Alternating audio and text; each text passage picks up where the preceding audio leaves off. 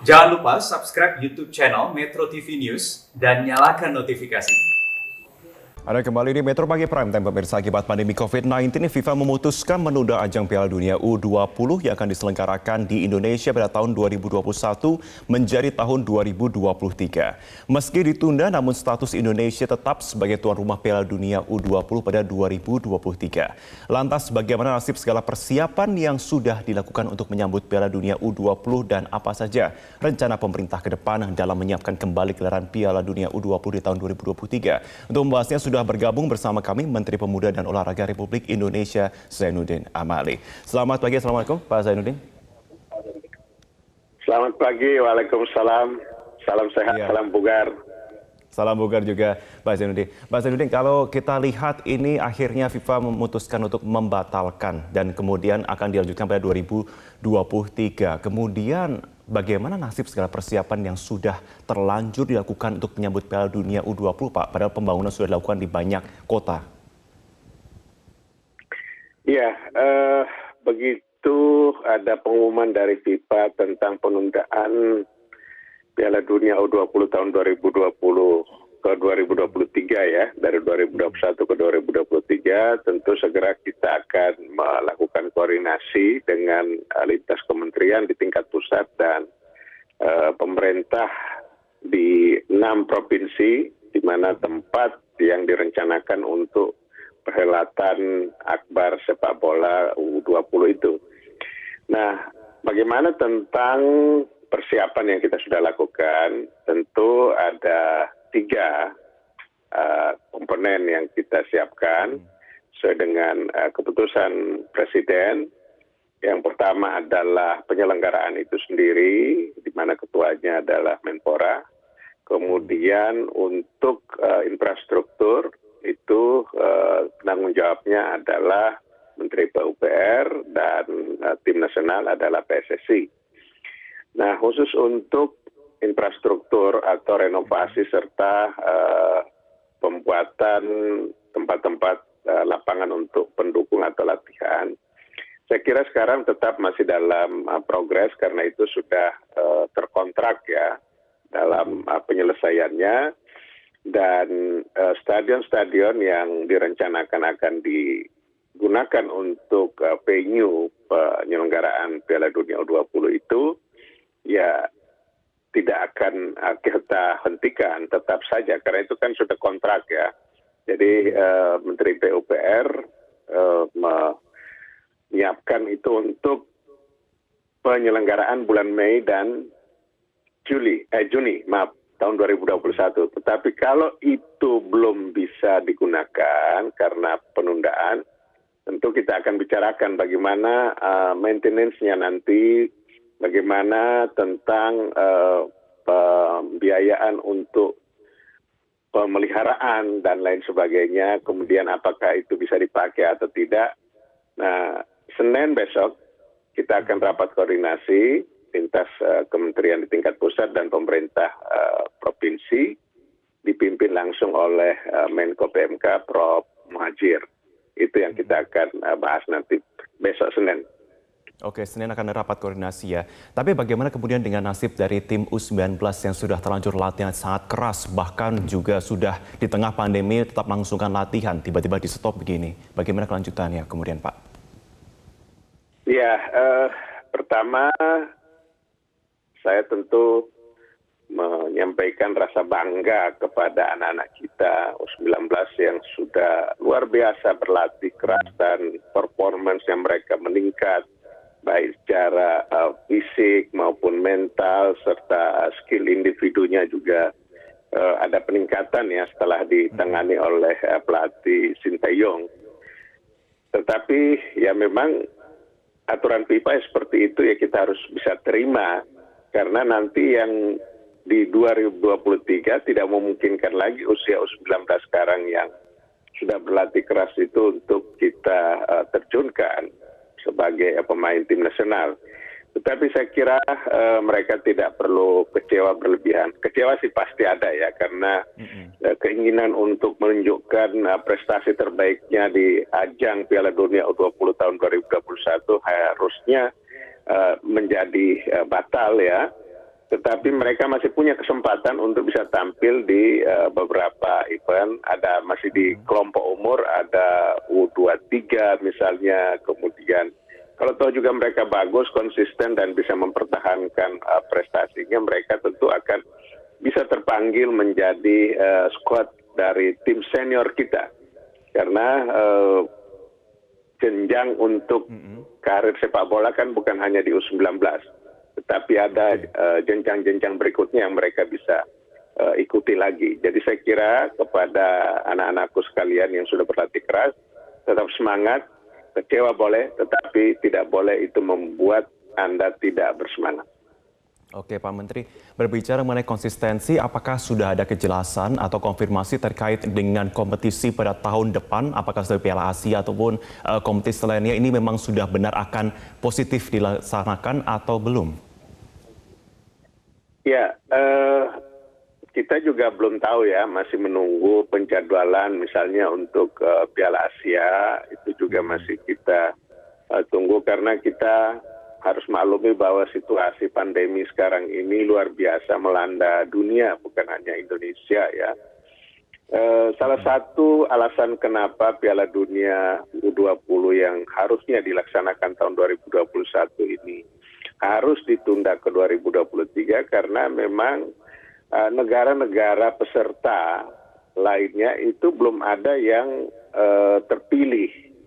Ya, kan ada 24 negara peserta nanti yang akan berlaga. Yang baru pasti itu ya tuan rumah Indonesia.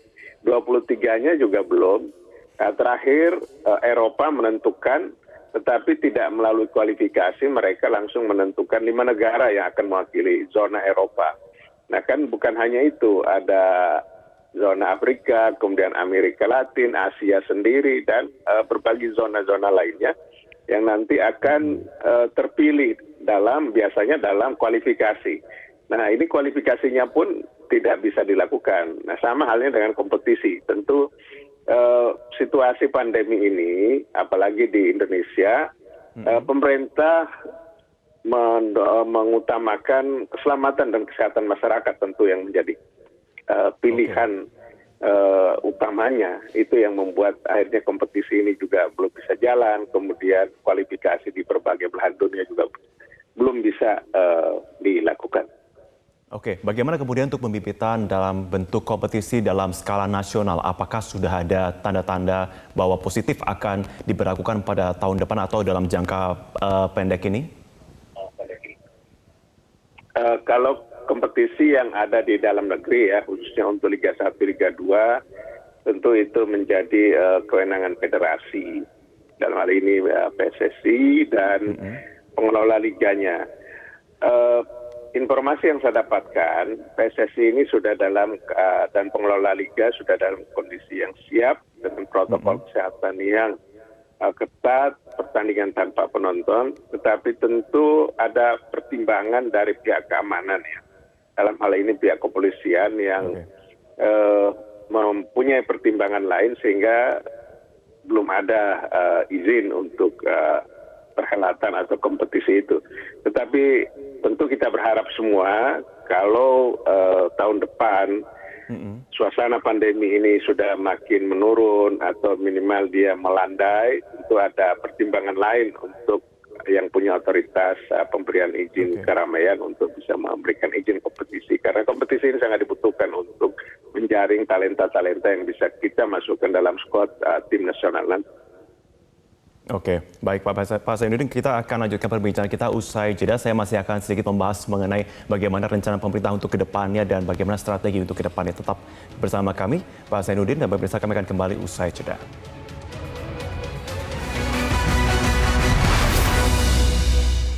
Anda kembali bersama kami di Metro Pagi Prime Time. Pemirsa, kita lanjutkan perbincangan kita bersama dengan Menteri Pemuda dan Olahraga Republik Indonesia, Zainuddin Amali. Pak Zainuddin, mungkin sebelum saya akan bahas lebih lanjut, saya ingin tanya kepada pribadi Anda saat ini, Pak Zainuddin.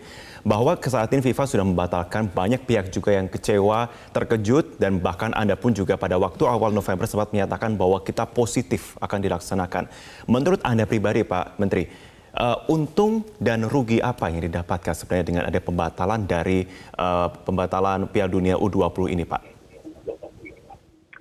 Ya, sebelum saya menjawab tentang untung ruginya, saya juga ingin menyampaikan kepada publik kita bahwa pemerintah sebenarnya sudah berusaha untuk meyakinkan FIFA bahwa kita, pemerintah Indonesia, sedang berusaha keras dan serius untuk menangani pandemi COVID-19 di Indonesia ini. Dan berbagai hal, bahkan vaksin pun saya menulis surat langsung di awal Desember. Karena saya yakin bahwa insya Allah kita bisa ya. Tetapi akhirnya FIFA memutuskan itu, maka ya kita ambil hikmahnya saja ya. Berarti persiapan kita mungkin waktunya semakin panjang dan kemudian masyarakat semakin siap dan kita berharap pada saat itu sudah bisa disaksikan ada penontonnya. Karena kalau nanti Mei dan Juni itu memang diperkirakan mungkin belum ada penonton kalau toh juga dilakukan ya. Tetapi kalau ditunda 2023 kita harapkan sudah ada penonton, persiapan kita panjang. Apalagi pemerintah nanti akan gencar dengan vaksinasi kepada masyarakat.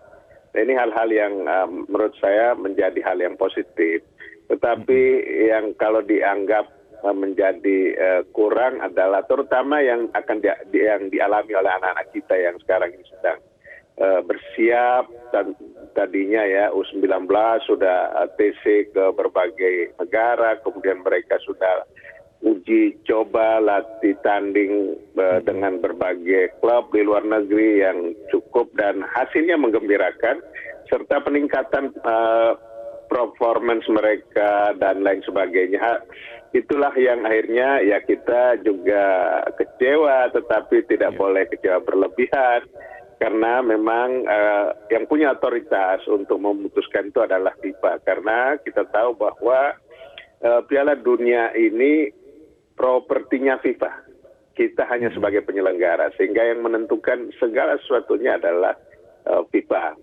Jadi itu kita masih punya waktu untuk bisa mempersiapkan dan walaupun timnas bukan yang sekarang lagi, tetapi mereka yang kelahiran 2003, 2004, 2005 kira-kira itu yang akan mengisi timnas 2023 nanti. Oke, Pak Zainuddin, kemudian bagaimana kalau kita tanyakan mengenai nasib penganggaran latihan dari U19 ini, Pak? Apakah ini akan kemudian berhenti begitu atau akan seperti apa, Pak? Iya, sebagaimana Kepres yang kita miliki dan Impres yang kita miliki memang itu diperuntukkan untuk 2021. Ya. Jadi anggaran yang kita gunakan pada tahun 2000 itu dia akan ya berakhir sebegitu ada pengumuman dari FIFA bahwa ditunda. Tentu itu harus saya pertanggungjawabkan. Tidak boleh kita melanggar aturan itu dan di penyelenggaraan juga saya sudah sampaikan karena kebetulan saya ketuanya kepada PSSI juga kita sudah komunikasikan. Karena sudah pasti penundaan itu FIFA sudah menunda sehingga kita tidak mungkin bisa membiayai lagi. Ya, kalau yang sudah kita lakukan itu tentu kita bisa pertanggungjawabkan. Tetapi begitu ada pengumuman, tentu itu menjadi batas akhir dari pembiayaan kita. Nah, kemudian nanti bagaimana untuk yang nanti? Nah, kita akan bicarakan lagi. Saya butuh payung hukumnya lagi karena terus terang saya tidak mau salah dengan ini. Tetapi bagi yang sudah terkontrak seperti pembangunan infrastruktur, renovasi venue dan lain sebagainya itu jalan saja pembiayaannya karena itu kan sudah dikontrak sebelum ada pemberitahuan atau pengumuman tentang penundaan ini. Oke. Artinya untuk saat ini, karena kita melihat bahwa tahun 2023 artinya yang akan berkompetisi ataupun tanda kutip mendapatkan durian jatuh ini adalah U17 untuk bisa berkompetisi ke depannya. Apakah alokasi tersebut juga akan diberikan lebih untuk pelatihan dari U17 ke depannya? Ya, itu sih pasti ya, sebagaimana arahan Bapak Presiden ketika kita memutuskan untuk menjadi tuan rumah di tahun 2021, Bapak Presiden memberikan arahan kepada kami sebagai penyelenggara supaya mengalokasikan pembiayaan untuk kegiatan ini, baik untuk penyelenggaraan, untuk timnas dan untuk infrastruktur. Nah, kalau itu nanti untuk 2023, saya yakin pasti pemerintah tetap menyiapkan anggarannya. Nanti kita akan koordinasi dengan Ibu Menteri Keuangan dan kementerian terkait lainnya, serta pemerintah daerah. Karena tadi saya sampaikan, ini infrastrukturnya atau renovasi stadion dan lain sebagainya itu selesainya kira-kira sekitar Maret-April. Nah, bagaimana kelanjutannya? Ini kan butuh biaya juga untuk maintenance-nya. Betul. Apakah ini menjadi beban pemerintah pusat atau daerah atau sama-sama dan lain sebagainya. Itu yang akan kita bahas. Tetapi pasti ada tetap pembiayaan untuk persiapan tim nasional yang kita akan terjunkan di U20 tahun 2023 itu. Oke. Pak Zainuddin, terakhir kalau saya bisa tanyakan kepada Anda bagaimana strategi dari pemerintah untuk koordinasi dengan sejumlah pihak untuk bisa mengantisipasi gelaran U20 di tahun 2023, Pak. Katakanlah jika pandemi belum mereda, akan seperti apa kemudian langkah persiapannya dan bagaimana langkahnya kalau pandemi sudah mulai mereda? Ya, sebagaimana saya sampaikan tadi bahwa Senin besok rencana kita akan melakukan rapat koordinasi yang dipimpin oleh Pak Prof. Muhadjir, dan hasil dari pertemuan dan pembahasan kita lintas kementerian tingkat pusat dengan 6 gubernur di 6 provinsi itu, nanti kami akan laporkan kepada Bapak Presiden. Tentu Menko PMK bersama Menpora akan menyampaikan laporan kepada Bapak Presiden. Nanti kita akan tunggu bagaimana arahan Pak Presiden selanjutnya. Yang penting kita akan laporkan kepada beliau selengkap-lengkapnya dan apa saran dan yang kita persiapkan untuk langkah selanjutnya. Keputusan tetap ada di tangan Bapak Presiden Pak Joko Widodo. Baik, kami akan nantikan tentunya informasi terkini dari Anda. Terima kasih sudah bergabung bersama kami dalam program Metro Pagi Prime Time, Menteri Pemuda dan Olahraga Republik Indonesia, Zainuddin Amali. Selamat pagi, Bapak. Terima kasih. Baik, kami akan kembali usai jeda headline news, pemirsa, masih seputar topik ini dengan pembahasan bersama dengan pengamat olahraga. Tetaplah bersama kami.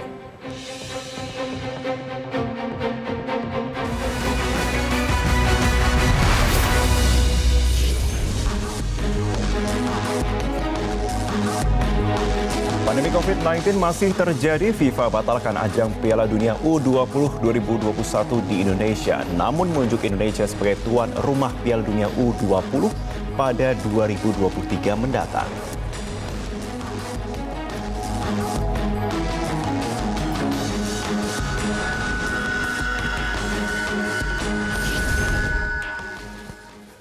Anda kembali bersama kami di Metro Pagi Prime Time, pemirsa. Setelah berbincang bersama dengan Menpora menanggapi penundaan Piala Dunia U20, lantas bagaimana dan seperti apa tanggapan dari pengamat sepak bola terkait keputusan FIFA ini? Apakah keputusan ini banyak untungnya atau malah sebaliknya banyak ruginya bagi Indonesia selaku tuan rumah? Sudah bergabung bersama kami pengamat sepak bola Anton Sanjoyo. Selamat pagi, Bung Joy. Selamat pagi, Marvin. Ya. Bung Joy, tadi sudah kita bahas sebelumnya bersama dengan Menteri, tapi kalau menurut Anda, saya ingin tanya pandangan Anda. Setelah kemudian FIFA membatalkan adanya Piala Dunia U20 tahun depan, banyak ruginya atau banyak untungnya sebenarnya menurut Anda? Ya, yang pertama sebetulnya kan kondisinya memang FIFA membatalkan juga banyak sekali turnamen kelompok umur ya.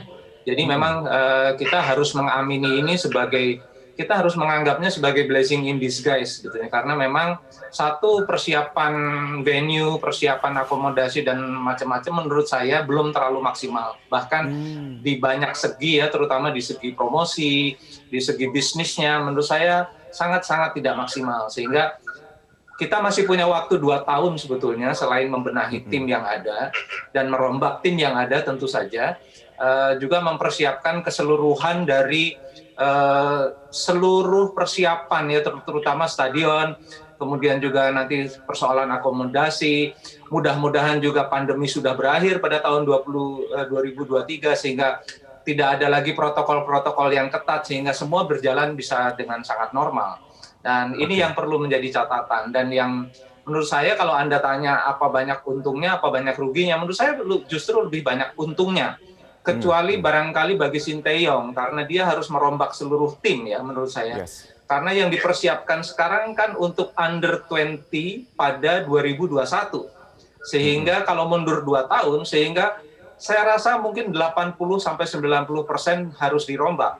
Karena yang namanya kelompok umur U20 itu bukan usia 20, tapi under 20. Sehingga pemain yang tampil di sana pada saat turnamen berakhir harus kurang dari 20 umurnya. Jadi sekarang harus mencari pemain baru menurut saya, sekelompok pemain baru yang akan tampil nanti di Piala Dunia U20 tahun 2023. Artinya rezeki nomplok datangnya langsung kepada kelompok umur U17 yang akan bertanding pada 2023 begitu Bung Joy ya. Tapi apa yang masih menjadi PR dalam segi latihan? Apakah mereka ini sudah cukup mampu dengan kapasitas yang ada, dengan metode pelatihan yang ada untuk bisa bertanding di tahun 2023? Sekarang beginilah, kalau di negara-negara lain ya, persiapan yang namanya, ini sebenarnya bukan timnas Indonesia kelompok umur ya. Persiapan untuk kelompok umur di ajang internasional itu mereka di kompetisi, ya kan? Karena hampir semua negara juga kompetisinya di cancel atau ditunda, atau bahkan sampai sekarang juga belum ada yang mulai, sebetulnya untung ruginya sama. Tetapi kalau kita tidak memulai dengan kompetisi kelompok umur, kita hanya akan mendapatkan sekelompok pemain yang tidak pernah matang di kompetisi. Itu selalu menjadi persoalan kita.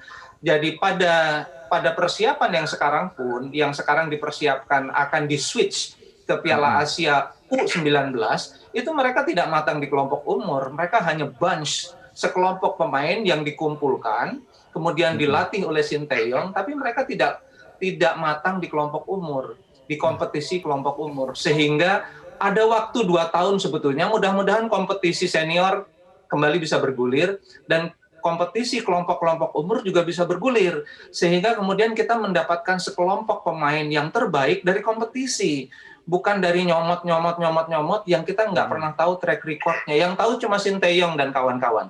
Tetapi hampir keseluruhan performance standar mereka tidak standar kompetisi. Ini yang selalu menjadi problem kita. Lalu kalau Anda tanya apakah mereka mampu berkompetisi di kelompok umur Piala Dunia, menurut saya tidak. Sangat tidak mungkin mereka berkompetisi. Kalau mereka bisa lolos grup saja, itu sudah menurut saya sudah keajaiban. Apalagi misalnya kita berhadapan nanti, kan yang salah satunya tim Inggris misalnya. Mereka sudah berkompetisi di kelompok umur, bahkan di kelompok umur dari umur 12, 14, 16, 18 mereka berkompetisi terus. Sementara kita tidak ada kompetisi di kelompok itu. PSSI tidak pernah mau sebetulnya untuk secara serius membina kompetisi kelompok umur. Ini yang jadi persoalan. Selalu elit yang nyomot-nyomot dari banyak kompetisi swasta. Sebetulnya itu persoalan kita. Persis seperti yang ingin saya tanyakan juga, dikatakan soal kompetisi, tapi kejelasan kompetisi tadi pun kami konfirmasi juga belum ada, baik itu tingkat internasional ataupun juga tingkat lokal. Kemudian harus seperti apa kemudian langkah yang dilakukan untuk bisa semakin mempersiapkan kematangan dari tim ini, sementara kalau menurut saya 2 tahun ini juga waktu yang cukup, meskipun lama, tapi sebenarnya cukup mepet juga dalam segi persiapan kepada tim. Betul, dan mereka memang bukan pemain yang matang di kompetisi, itu yang selalu harus menjadi catatan. Mungkin mereka yang terbaik hasil pantauan dari timnya Sinteyong, hasil pemantauan Indra Safri dan kawan-kawan. Tapi mereka bukan pemain yang matang di kompetisi, itu catatannya. Jadi ada waktu 2 tahun sampai 2023, hidupkanlah kompetisi, paling tidak di 6 kota. Ya, paling tidak klub-klub besar itu mereka bisa berkompetisi internal di antara mereka. Jadi jangan bangga dengan tim elitnya PSSI yang U16, U18 itu nggak ada apa-apanya kalau mereka langsung tanding dengan tim-tim internasional, karena tim internasional itu matang di kompetisi, sementara kita tidak. Itulah persoalannya. Nah, 2 tahun ini bisa tidak menghidupkan kompetisi usia muda, ya itu jadi persoalan. Jangan bangga dulu PSSI sangat bangga punya tim elit. Itu tim elit nyomot-nyomot dari kompetisi swasta. Jadi mereka tidak matang di kompetisinya PSSI sendiri. Inilah yang jadi persoalan. Bisa enggak? Ini challenge sebetulnya buat Pak Iwan dan kawan-kawan. Bisa enggak untuk membuat kompetisi usia muda dalam 2 tahun? Ya pasti tidak maksimal. 2 tahun sebetulnya untuk kompetisi sepak bola belum menjadi apa-apa. ya, tapi paling tidak mereka matang di kompetisi, mereka compete antar mereka sendiri, sehingga bukan tim elit yang datang ke sana, memang benar-benar tim super yang mampu mewakili Indonesia dalam tanda kutip timnas. Oke, tapi dalam segi kaderisasi kita akan melihat regenerasi yang terus ada, terus berkembang dan akan terus berkompetisi. Jika ada kesempatan akan dikompetisikan secara internasional. Kalau menurut Anda, apa yang masih menjadi PR terbesar dalam jangka ke depan, jangka panjang, dalam segi kaderisasi kita untuk mempersiapkan? Soalannya sebetulnya ada pada level klub dan kemauan PSSI untuk membuat kompetisi di berbagai daerah ya. Jadi klub sendiri sebetulnya sejak zaman Nurdin Halid back to 2010-2009 itu sudah dicanangkan bahwa klub-klub itu harus membina kelompok umur. Tapi itu tidak pernah dilaksanakan. Bagaimana mereka mau melaksanakan kompetisi di level Liga 1 saja, mereka masih kalang kabut untuk manajemennya, financialnya mereka masih kalang kabut. Jadi mereka memang tidak punya waktu, tidak punya kemauan, tidak punya kapabilitas untuk membuat tim muda yang berkompetisi di antara mereka sendiri. Kalau Anda lihat Liga Inggris misalnya, ketika Manchester United bermain misalnya melawan Liverpool di Premier League, itu tim mudanya juga mereka berkompetisi dengan tim yang sama. Liverpool lawan Manchester United pada kelompok usia 19, 17, 14, mereka bermain. Biasanya mereka bermain pada hari Sabtu. Ya, mereka serentak bermain pada hari. Jerman apalagi, mereka jauh lebih solid dalam kelompok umur. Kalau negara-negara Eropa udah sangat mapan. Bahkan di negara seperti Thailand dan Vietnam, mereka juga menyelenggarakan kompetisi usia muda yang cukup teratur ya menurut saya, dan kita yang sangat ketinggalan dalam hal ini. Karena PSSI menurut saya tidak punya kemauan, betul-betul kemauan. Memang uangnya banyak yang harus digulirkan ke kelompok umur. Tapi kan sebetulnya mereka bisa memerintahkan klub untuk paling tidak menyiapkan tim dulu dan berkompetisi di antara mereka, tim-tim yang ada di Liga 1. Kalau Liga 1 katakanlah Persib melawan Persija, yang U17-nya, U19-nya mereka juga bertanding, nggak tahu di mana. Tetapi mereka bisa berkompetisi dimanapun. Karena lapangan tidak perlu bagus-bagus amat lah, yang penting bisa standar nasional. Itu mereka akan menjadikan tim-tim muda itu solid dan bisa menjadi bank pemain untuk tim-tim di Liga 1. Oke. Tapi itu tidak pernah mau dilaksanakan karena mereka tidak pernah mau. Itu aja persoalannya. Oke, baik. Bung Joy, terakhir kalau saya bisa tanyakan juga harapan Anda ke depannya, tentunya melihat saat ini juga kita masih belum melihat untuk ke depannya mengenai pandemi apakah akan mereda pada tahun berapa, ataupun mungkin bisa jadi the worst case-nya akan berlanjut sampai 2023 yang akhirnya kita akan melihat kemungkinan-kemungkinan lainnya. Harapan Anda dalam jangka pendek ini mungkin bisa Anda sampaikan. Ya, kita berharap pandemi segera berakhir ya. Kalau melihat tren Indonesia, barangkali kalau kita betul-betul serius, masyarakat serius mengakhiri pandemi, 2021 bisa berakhir. Dan kalau bisa berakhir, kita bisa lagi memulai Liga 1, bisa mulai lagi dengan normal.